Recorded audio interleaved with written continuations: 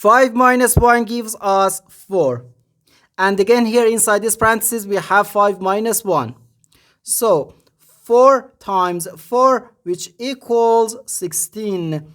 But this answer is not correct, because according to the order of operations, first we have to do parentheses, then exponents, then multiplication or division, and finally addition or subtraction. Remember that multiplication and division have equal priority and we have to work from left to right.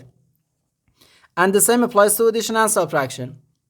In this expression, we have one subtraction, one multiplication, and the one parenthesis. Inside this parenthesis, we have one subtraction. Here we have a multiplication, because in mathematics, when a number is placed next to parentheses, it means multiplication.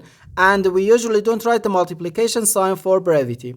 Okay, so according to the PEMDAS, first we have to do this parenthesis, then this multiplication, and finally this subtraction. If we do this subtraction before this multiplication or this parenthesis, it is wrong.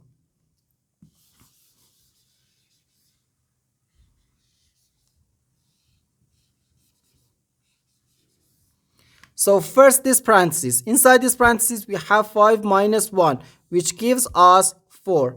So we have 5 minus 1 times 4. Now we have one subtraction and one multiplication. According to the PEMDAS, multiplication has higher priority than subtraction, because multiplication comes before subtraction.